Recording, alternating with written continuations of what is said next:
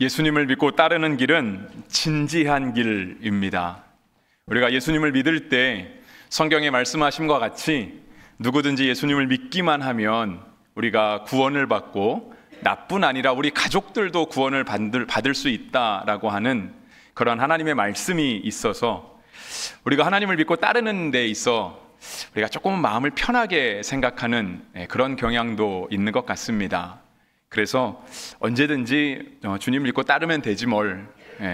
주님은 언제든지 우리를 용서해 주시고 구원의 길은 언제든지 열려 있으니 우리가 언제든지 편하게 때에 맞춰서 믿음의 길을 걸어가면 되지 않을까라고 하는 그런 가벼운 마음으로 우리가 신앙을 접하기도 합니다. 오늘 본문 가운데 총 3명의 사람이 등장합니다. 우리가 오늘 본문을 통해서 예수님을 따르는 진지함에 관해서 한번 살펴보려고 합니다. 그래서 오늘 설교 제목도 따름의 진지함에 관하여 라고 잡아보았습니다. 예수님께서 길을 가실 때 먼저 첫 번째 사람이 등장했습니다. 그 사람은 57절에 나와 있죠. 길을 가실 때에 어떤 사람이 여짜오되 어디로 가시든지 나는 따르리이다 했습니다. 그러니까 예수님이 늘 제자들과 함께 이렇게 어딘가를 다니셨잖아요. 어디 한 곳에 머물러 계신다라기보다는 예루살렘도 그렇고 위에 갈릴리도 그렇고 또 사마리아도 그렇고 그 이스라엘의 전역을 예수님과 함께 예수님의 제자들이 늘 이동하며 다니고 있었습니다. 오늘 본문도 57절에 길 가실 때에 라고 시작하고 있으니 분명 예수님과 제자들이 어딘가를 이렇게 가고 있었던 것 같습니다. 근데 갑자기 한 사람이 등장하는 거예요. 그 사람이 예수님 가시는 길을 막는 거죠. 가시는 걸음을 잠깐 멈춰 세우면서 예수님께 드리는 말씀이 바로 이거예요. 어디로 가시든지 나는 따르리이다 했습니다. 예수님이 듣기에는 참 좋은 말씀인 것 같습니다. 그러니까 정말 어쩌면 예수님이 제자들에게 듣고 싶었던 말씀, 어쩌면 예수님이 이 땅을 살아가는 모든 그리스도인들에게 듣고 싶었던 말씀이 바로 이 57절 중반부 이후로 나오는 이 말씀이 아닌가 싶습니다. 주님 어디로 가시든지 무슨 말씀을 하시든지 저는 주님께 순종하고 주의 길을 걸어가겠습니다 라고 하는 대답을 우리 주님도 우리를 통해서 듣기를 원하시는 게 아닌가라고 하는 그런 생각을 해봅니다. 근데 예수님께서 이러한 사람을 향해서 뭐라고 대답하시냐면 예수께서 이르시되 여우도 굴이 있고 공중의 새도 집이 있으되 인자는 머리 둘 곳이 없도다 하시고 했습니다. 정말 어디를 가든지 따라오기를 원하느냐라고 하는 그 예수님이 이 사람을 향해서 지금 확인을 하는데요. 예수님께서 하시는 말씀은 뭐냐면 이 땅을 살아가는 짐승들도 저녁이 되면 둥지로 돌아오고 거처로 돌아오기도 하고 비가 오면 피하기도 하고 그들도 머리 둘 곳이 있고 그들의 몸 한 구석을 그러니까 몸 하나를 누일 구석이 있는데 인자는 그렇지 않다. 그러니까 예수님을 따르는 길은 사실상 그렇지 않다라고 주님이 대답을 하시는 거예요. 근데 한편 생각해 보면 예수님의 말씀이 틀린 말씀 같지도 않습니다. 그러니까 오늘 예수님도 길을 가고 계시잖아요. 분명 혼자 가지는 않으셨을 거예요. 분명 예수님의 12제자가 있었을 것입니다. 그러니까 총 13명의 사람이 함께 움직였을 것이고요. 또 그러니까 이어지는 이제 10장을 보면은 예수님께서 70명의 제자를 파송하시기 때문에 최소 13명 이상의 또 다른 무리들이 예수님을 따라다녔을 것 같습니다. 그러니까 이 사람도 그 무리를 딱 가로막고 예수님을 멈춰 세운 거죠. 그러면서 어디로 가든지 주를 따르겠다라고 말씀하시는 거예요. 근데 예수님의 말씀, 인자는 머리 둘 곳이 없다. 예수님은 진짜 가시는 곳마다 어떻게 사셨을까 하는 그런 궁금증이 듭니다. 최소한 13명이잖아요. 그러니까 이제 우리가 지금 현대사회를 살아갈 때는 다 이렇게 핵가족 시대가 돼서 지금은 할아버지, 할머니의 손자, 심지어 증손주까지 다 모여도 13명이 안 되는 경우가 많은데 예전에 대가족을 살아가던 시대의 13명은 어쩌면 당연한 숫자인 거 아닌가? 좀 받아들일 만한 숫자가 아닌가라는 생각이 들지도 모르겠습니다. 근데 적어도 13명이 매일같이 어디 이렇게 다니시는 거예요. 근데 가서 식사도 하셔야 되잖아요. 잠도 주무셔야 되고 이런 걸 과연 어떻게 예수님께서 어떻게 해결하셨을까? 물론 성경의 중간중간에 보면 어떤 사람들이 예수님의 일행을 모셔드리기도 합니다. 식사의 자리에 초대하기도 하죠. 근데 이제 그럴 때는 아마 그 집에 가셨겠죠, 그죠? 근데 이제 그 집에 가서 식사를 하시고 머무시는 것도 사실상 하루 이틀이지 이게 어느 정도 시간이 지나가면 이게 소위 말해서 민폐잖아요. 불편한 거죠. 그러니까 진짜 예수님은 아마 머리 둘 곳이 없으셨다라고 하는 말씀이 정말 맞을 수 있어요. 정말 아마 어딘가에 마음 놓고 편안하게 계실 만한 데가 없으셨을 것 같습니다. 그래서 예수님께서 갑자기 나타난 이 사람을 향해 인자는 머리 둘 곳이 없다라고 하는 이 말씀은 어디로 가든지 주님을 따르겠다라고 하는 그러한 결단을 내린 사람 앞에 그 따름의 진지함을 다시 한번 생각해 보라고 하시는 예수님의 말씀입니다. 두 번째 사람이 59절에 등장합니다. 두 번째 사람은 조금 다릅니다.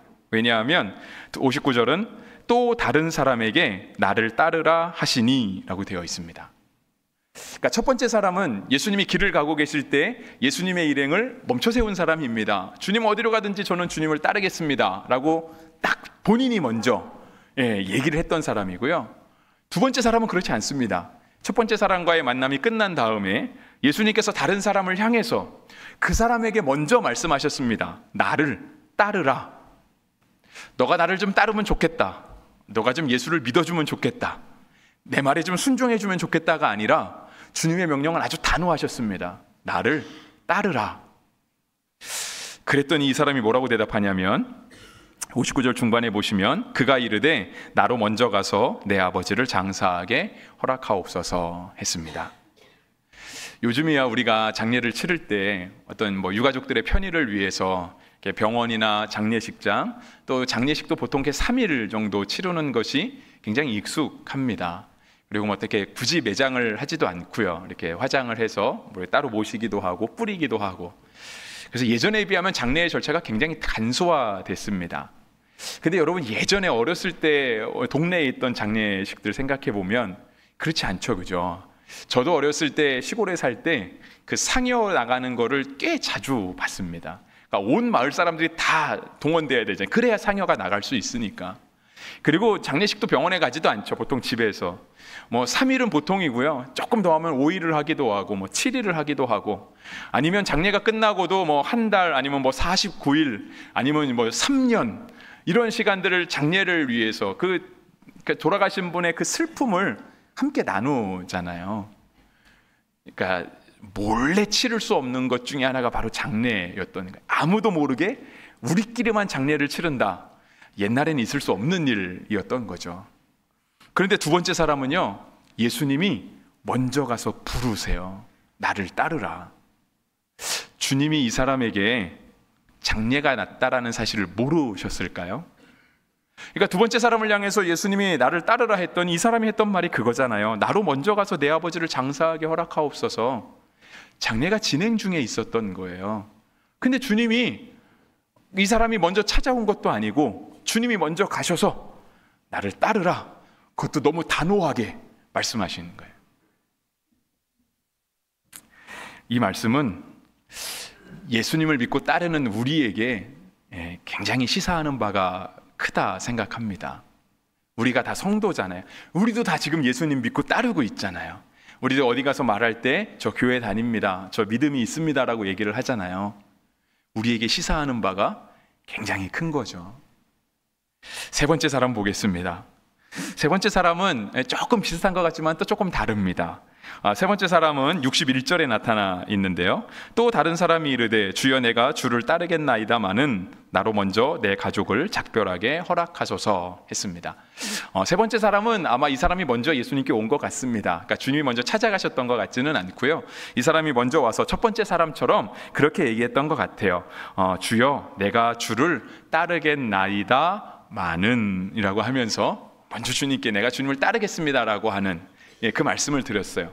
그런데 이제 이어지는 말 하겠나이다마는 하면서 조건을 내려온 거죠. 제가 주님 따르겠습니다. 제가 주님 믿겠습니다. 제가 주님께 헌신하겠습니다. 제가 충성된 종으로 정말 믿음 좋은 그리스도인으로 살겠습니다마는 하면서 조건을 내세우는 거예요. 그 내세운 조건은요, 가족을 작별하게 허락하소서이었습니다. 물론 예수님께서 가족을 소홀히 여기신 것은 아닙니다. 왜냐하면 가정을 만드신 분이 하나님이시거든요. 결혼 제도를 만드신 분이 하나님이세요. 네, 하나님이 만드신 그런 결혼 제도, 가정, 이 사회의 기초가 되는 가장 아주 작은 단위 가정 아니겠습니까? 주님이 그것을 무시하려고 하신 말씀은 아니었고요. 이것 또한 우리에게 따름의 진지함을 생각해 보는 그러한 말씀으로 주신 것입니다. 본문에 등장하는 세 사람, 조금씩은 다 다릅니다. 나타난 모습도 다르고 누가 먼저 왔는지도 다르고 조건도 다릅니다. 그런데 이 세 사람에게 공통점이 하나 있다라고 한다면 그들은 주님을 믿고 따르는 길이 과연 무엇인가? 내가 주님을 따르겠다라고 할 때 앞으로 내 인생이 어떻게 될 것인가? 내가 앞으로 어떻게 살아갈 것인가에 대한 그 앞날, 그 인생길은 잘 모르고 있었던 것입니다.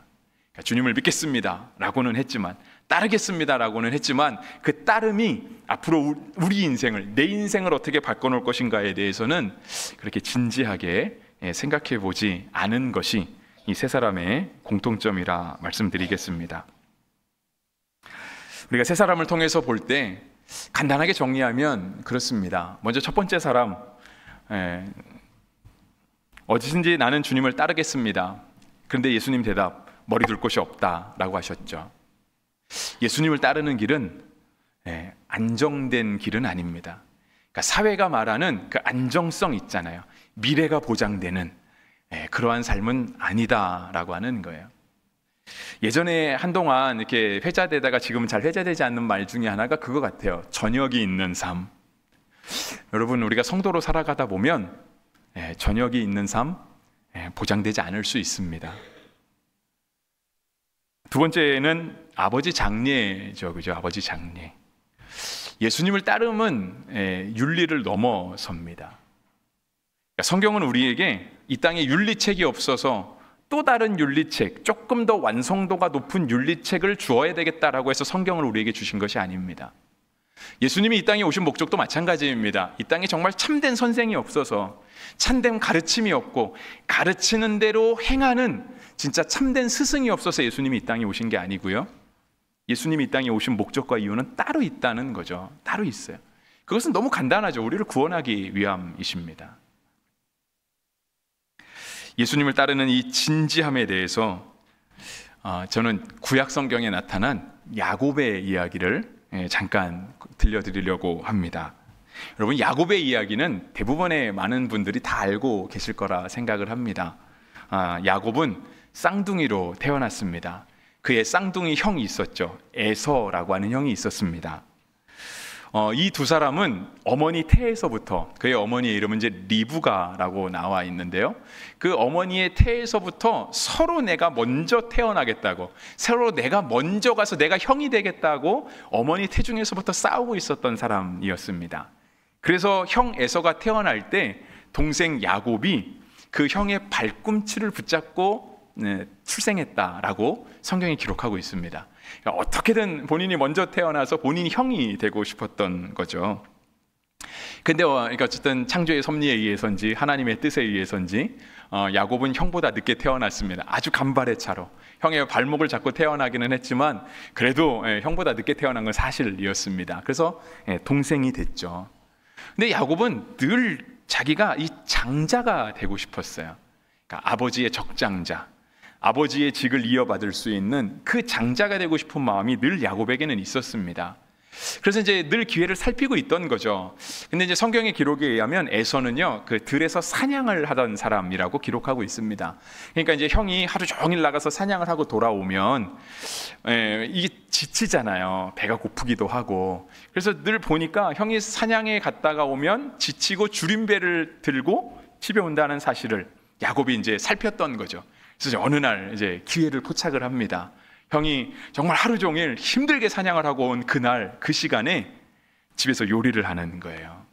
성경의 기록에 의하면 떡과 붉은 것이라고 했습니다. 이제 팥죽이라고 이렇게 알려져 있는데요.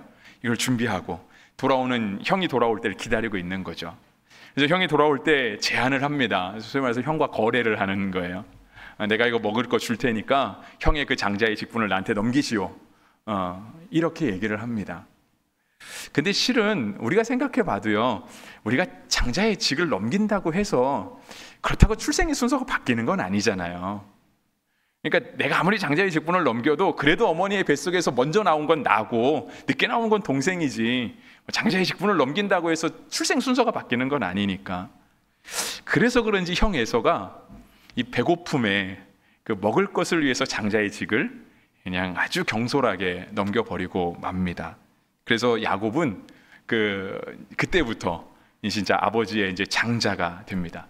출생 서열이 바뀐 건 아니었지만 이제 야곱이 그 이삭의 집안의 장자가 된 거예요. 꼭 장자가 되는 게 중요한가? 요즘처럼 뭐 장자가 이렇게 첫째 아들, 맏아들이 하는 어떤 삶의 무게가 있잖아요. 가정의 무게. 그래서 별로 좋지 않을 수도 있는데 이 창세기 시대에는요, 장자를 통해서만 아버지의 족장직이 계승이 됐습니다. 그래서 이제 성경은 족장 시대라고 부르는데요. 그렇게 많은 족장을 기록하고 있지는 않지만 야곱의 아버지 이삭이 족장이었습니다. 그리고 그의 아버지 아브라함이 족장이었습니다. 하나님께서 아브라함에게 주신 복은 굉장했습니다. 하나님께서 아브라함에게 복의 근원을 삼았습니다. 어디로 가든지 너가 복이 될 것이다. 복의 근원이 될 것이다.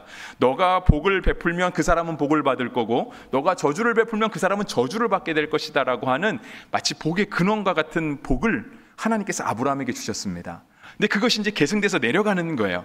근데 누구를 통해 내려가느냐? 장자를 통해 내려갑니다. 이삭도 이 복을 받았습니다. 그래서 이삭은 우리가 예전에 한번 살펴봤지만 창세기 26장에 보면 우물을 3개 가잖아요. 그냥 자기 우물을 그저 내줘요. 달라고 하니까 그냥 내줍니다. 근데 그렇게 양보하고 뺏기고 살았음에도 불구하고 하나님이 르호봇이라고 하는 더 크고 더 풍요로운 그 땅을 하나님이 이삭에게 주시는 거예요. 남들이 볼 때는 너무 시기가 나죠. 배가 아플 정도죠. 내가 저 사람 거 다 뺏어왔는데 도대체 저 사람 어디서 복을 받는지 모르겠는데 계속해서 또 넓고 풍요로운 은혜가 주어지는 거예요. 이 복이 이제는 야곱에게 내려가는 거예요. 그래서 여러분 창세기 50장, 49장 창세기가 끝나는 부분에 보면은요, 야곱이 그의 12아들을 향해 심지어 요셉의 아들에게들까지도 머리에 손을 얹고 축복을 합니다.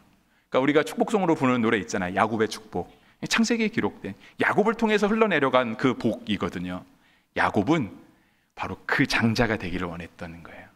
그리고 에서는 그 장자의 직분을 그냥 먹을 것에 너무 경솔하게 귀한 줄 모르고 넘겨버렸던 거죠. 그랬더니 이제 야곱이 피곤한 삶을 살아야 됩니다. 왜냐하면 처음에 에서가 넘길 때는 별 생각 없이 넘겼는데 나중에 알고 보니까 이게 굉장한 거거든요. 그러니까 이제 동생이 자기를 속였다 생각하는 거예요. 그래서 이제 동생을 죽이려고, 심지어 어머니 아버지가 계신데도 불구하고 어머니 아버지가 돌아가시기만 하면 내가 저 동생을 가만두지 않으리라. 그래서 야곱이 그때부터 이제 도망다니는 삶을 살아가기 시작하는 거예요. 외삼촌 라반의 집으로 향해 가는데요, 부모가 없어서 간 게 아니에요. 어머니 아버지가 계셨어요. 그럼에도 불구하고 부모 없는 사람처럼 살았어요. 집이 없었던 게 아닙니다. 분명 집이 있었어요. 그런데도 집 없는 사람처럼 떠돌이 노숙자가 되고 만 것이에요.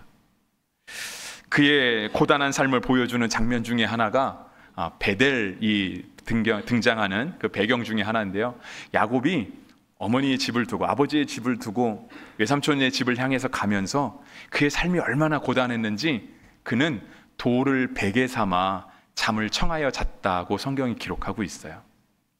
여러분, 인생이 얼마나 고단하면 어디 뭐 동굴도 아니고 천막도 아니고 그냥 노지에서 돌을 베개 삼아 잠을 청해야 될까요? 그가 이렇게 너무 고단한 삶을 살게 된 거는요, 딱 하나였어요. 그 장자의 직분을 원했다는 거, 그리고 그걸 얻었다는 거, 그거밖에 없었어요. 그것 때문에 그는 돌을 베개 삼아 잠을 청해야 할 만큼 아주 괴롭고 어려운 인생의 길을 살아가기 시작한 거죠. 오늘 본문의 말씀으로 따지면 그것입니다.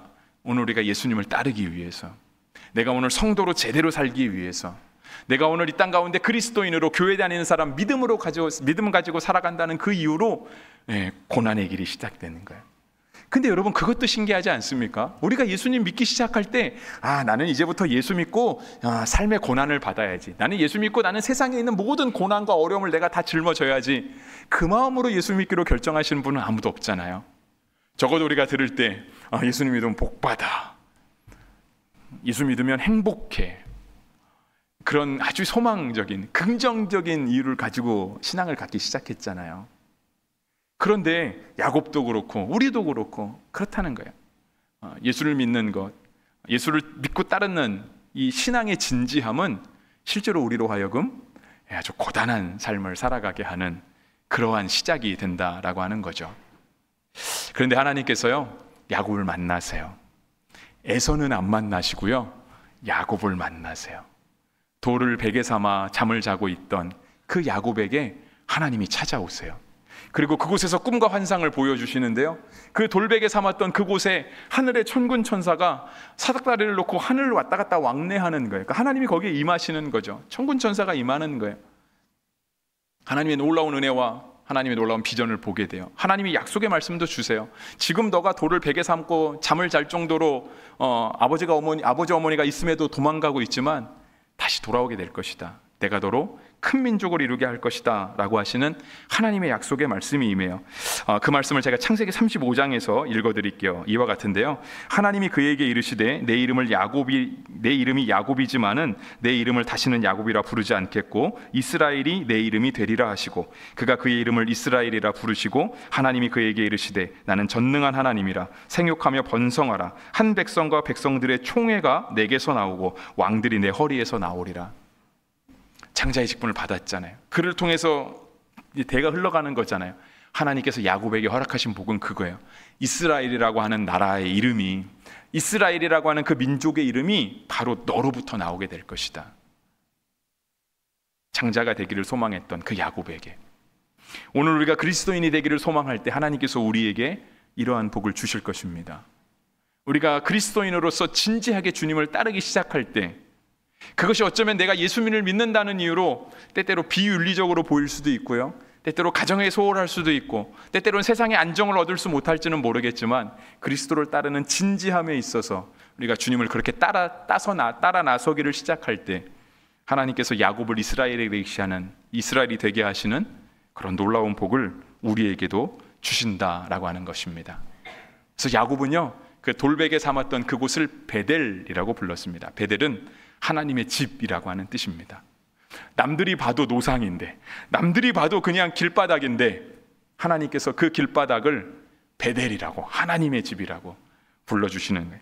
하나님이 야곱을 그렇게 만나주신 거죠. 여러분, 우리의 인생을 창조하신 분 하나님이 있어요. 여러분, 이 땅의 윤리를 만드신 분도 하나님이십니다. 가정을 만드신 분도 하나님이 있어요.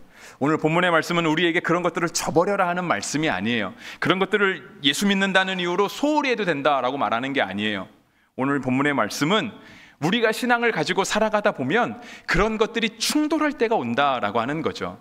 여러분, 진짜 그렇지 않습니까? 우리가 예수님을 믿기 시작했더니 세상이 옳다 말하는 것, 세상이 좋다 말하는 것을 우리가 포기해야 될 때가 있잖아요. 소위 말해서 나의 유익을 포기해야 되고, 나의 이윤을 포기해야 되고, 나의 권리를 포기해야 되고, 그럴 때가 오잖아요. 세상의 가르침에 따르면 그러면 바보죠. 그럼 바보예요. 세상에서 속된 말로 루저가 되는 거 아닙니까? 패배자 되는 거잖아요. 근데 성경은 그 길에 복이 있다고 얘기하시는 거예요. 이것이 부딪힐 때 오늘 우리는 어떻게 하겠는가, 그것입니다. 모든 그리스도인들은요, 실은 세상 사람보다 더 윤리적이어야만 돼요. 세상을 더 잘 살아야만 돼요. 주님을 믿는다는 이유로 비윤리적이거나 비도덕적이 되거나 가정을 모른 척 등한시하거나 이거는 안 됩니다. 그래서 로마서에 말씀해 보시면 로마서 15장 2절에 이와 같이 얘기하세요. 우리 각 사람이 이웃을 기쁘게 하되 선을 이루고 덕을 세우도록 할지니라. 그렇지만 분명한 건, 분명 우리가 신앙을 가지고 살아갈 때 윤리와 도덕이 부딪히고 이 세상의 가치와 신앙이 충돌할 때 우리가 믿음을 그 어떤 것보다 더 우선순위에 두고 더 높은 가치에 둘 수 있어야 한다 하는 것입니다. 그때 주의 복이 임하는 거예요. 그때 성경이 말씀하시는 복받은 사람들의 그 복이 그때 임하는 거예요. 성경에 기록된 인물들이요, 괜히 복받은 거 아니에요. 다 하나님 앞에 복받을 만한 믿음을 결단하고 선택해서 그렇게 살아갔던 것입니다. 말씀을 마무리하겠습니다. 오늘 본문 말씀 62절에 보면 예수님께서 이와 같이 얘기하세요. 예수께서 이르시되 손에 쟁기를 잡고 뒤를 돌아보는 자는 하나님의 나라에 합당하지 아니하니라 하시니라 했습니다. 여러분, 우리가 세상 일을 해도 그렇잖아요. 우리가 어디 큰 조직이든 작은 모임이든 거기에 어떤 장을 맡고 책임자를 맡으면 뒤를 돌아봐서는 안 되잖아요. 우리가 어떤 사람에게 뭘 맡겨놨는데 이 사람이 자꾸 뒤에 돌아보면 신뢰가 안 가잖아요. 우리가 자이던 타이던 어떤 사람에게 권위를 이양하고 그 사람이 뭔가를 하겠다고 그렇게 했는데 그 사람이 자꾸 뒤돌아보고 주저주저하면 우리가 잘못 사람 뽑은 거잖아요. 여러분, 세상 일도 그렇게 하면 안 되는데 성도는 두말할 나이가 있겠습니까? 우리가 생명의 길을 간다 얘기하잖아요. 들으면 생명을 얻는 그런 복음을 전한다라고, 그 복음을 우리가 먼저 영접했다라고 생각하고 있잖아요. 근데 그러한 신앙의 길에서 우리가 자꾸 뒤를 돌아보는 것은 결코 주님이 원하시는 바가 아닙니다. 그래서 존 버년이라고 하는 사람은요, 이런 말을 했대요. 신자의 등에는 입는 갑옷이 없다라고 하는. 그러니까 갑옷을 앞으로 나아가면 이 갑옷이 우리를 보호해 주지만 뒤를 돌아서면 실은 그것이 우리를 보호해 주지 못하는, 성도의 등에는 갑옷이 없다는 거예요. 예수님께서 하신 말씀도 바로 그와 같습니다. 여러분, 요즘 세상은 교회가 사회 속에서 조금 약자가 된 듯한 느낌이에요. 그리고 자꾸 눈치를 보게 되는 것 같아요. 그러니까 세상 가치에 자꾸 함몰돼 가는 게 우리 교회가 아닌가 하는 생각이 들어요. 왜냐하면 교회가 자꾸 이렇게 욕을 먹으니까, 교회가 사회적 책임을 다 감당하지 못해서 때때로 자꾸 세상을 눈치로 보는 그런 일들이 있는 것 같습니다. 그런데 실제로 우리가 세상의 눈치를 본다기보다는요, 우리가 지킬 걸 지키는 거예요. 우리가 그들에게 평가는 받을 수 있어요. 그들이 우리를 이렇다 저렇다 말은 할 수 있어요. 하지만 그들의 평가가 두려워서 우리가 가지고 있는 복음의 가치를 세상 윤리보다 더 낮게 놓거나, 우리가 가지고 믿고 따르는 이 예수님의 위치를 우리가 세상의 법보다 밑에 놓는 것은 결코 우리가 옳은 신앙을 가졌다라고 말할 수 없는 것입니다. 이런 것들이 충돌할 때 우리가 더 주님께 집중해야 하는 것이 바로 본문이 우리에게 주시는 말씀입니다. 여러분, 새해가 밝았죠? 여러분, 새해 계획 뭐 세우셨습니까? 저는 여러분들이 세운 계획 가운데도요, 신앙적인 면에도 좀 계획이 있으시면 좋겠습니다. 그래서 나는 신앙적으로 올 한 해는 이렇게 하겠다, 이런 것들을 좀 연말을 맞이할 때는 적어도 내가 이런 것들은 좀 이루었으면 좋겠다라고 하는 그런 신앙의 새해 계획도 있으면 참 좋겠습니다. 그런데 그런 신앙의 계획을 세울 때 진지하게, 나름의 진지함에 관하여, 오늘 성가대 찬양도 담대하라였는데 우리가 담대하게 주님을 향해 그 계획을 올려드리고, 정말 우리가 그 계획을 주님이 이끌어 주시기를, 우리가 그렇게 믿음의 선한 싸움을 하기를 하나님 앞에 결단할 수 있으면 좋겠습니다. 그래서 오늘 새해 첫 예배를 드리는 우리 모두가 다 따름의 진지함, 하나님 앞에 우리의 신앙의 정도를 새롭게 세워갈 수 있는 그런 은혜가 있기를 주의 이름으로 축복합니다.